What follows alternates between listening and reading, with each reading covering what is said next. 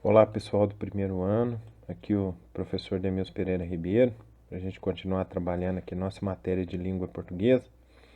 Então vamos iniciar aqui o plano de estudo tutorado do primeiro ano no volume 2, do ano de 2021.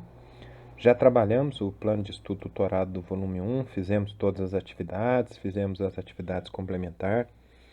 Agora retomamos aqui no PET. É importantíssimo que vocês continuem, agora já no segundo bimestre, bem adaptados. Pessoal, nesse volume aqui, o que nós temos? Nós temos 6 semanas que nós vamos trabalhar. Então, nós vamos trabalhar a nossa língua portuguesa. Nessa semana número 1, nós começamos a trabalhar.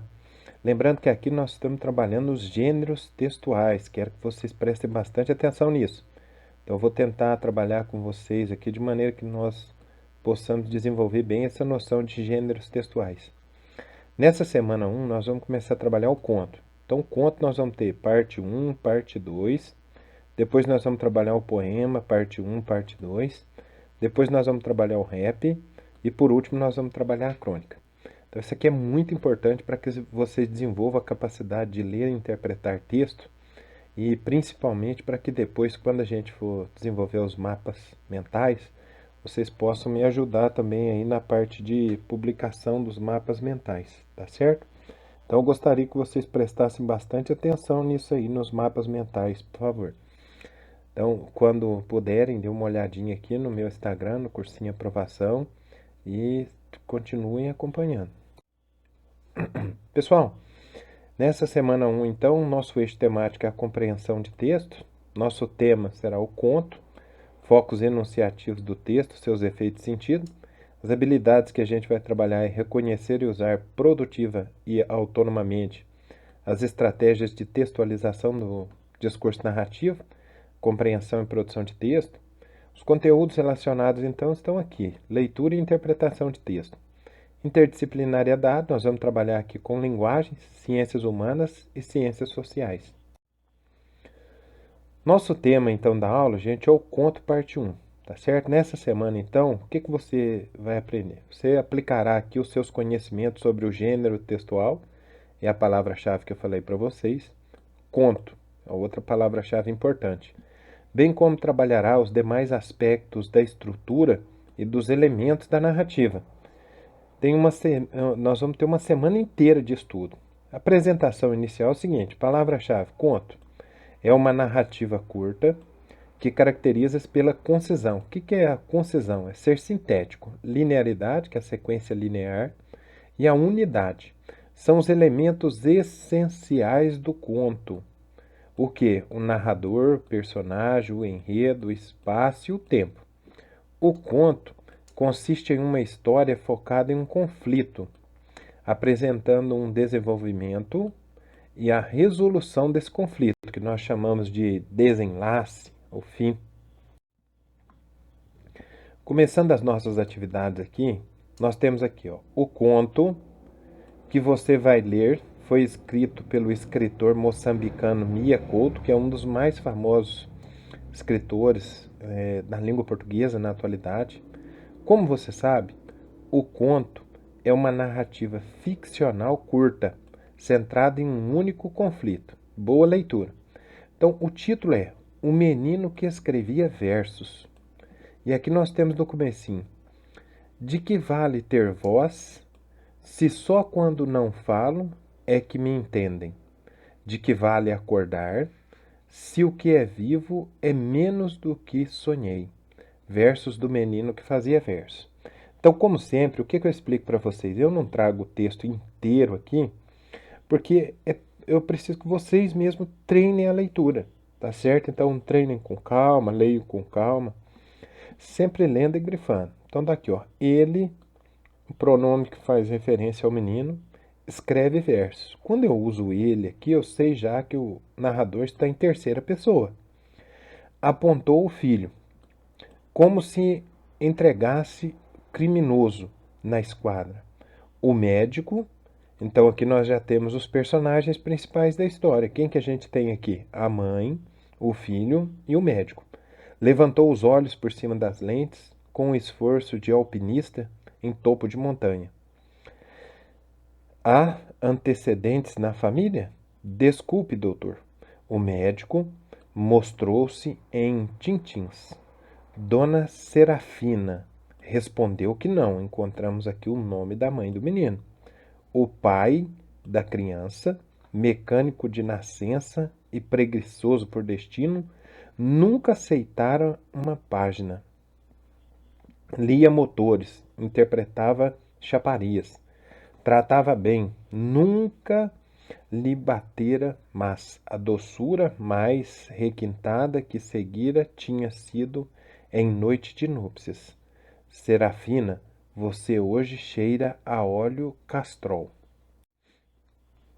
Passando para as atividades, correção das atividades, o que a gente tem aqui muito importante?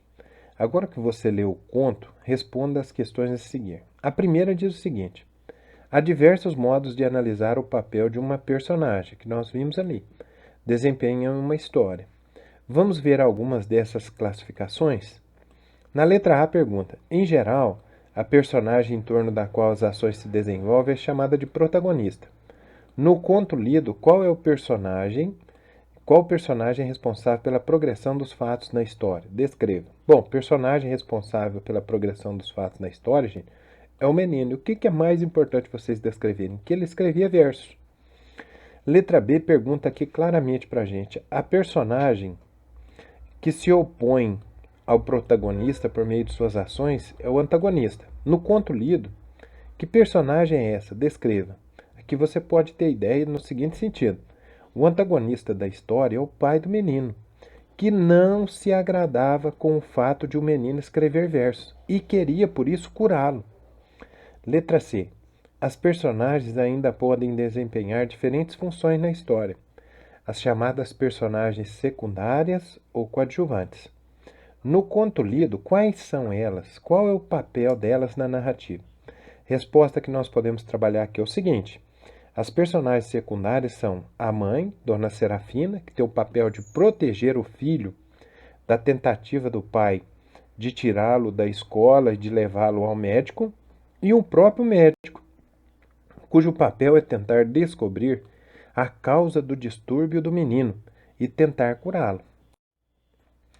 Número 2. O conto, como nós vimos, pessoal, é uma narrativa geralmente curta, em que as ações das personagens se desenvolvem a partir de um único motivo. Na letra A pergunta: qual evento desencadeia as ações do personagem protagonista? Resposta: o evento que desencadeia as ações é: o pai descobre que seu filho escrevia versos.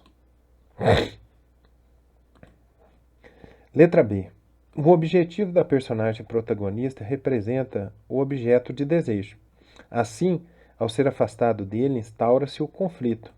Na narrativa lida, qual o conflito vivido pela personagem principal?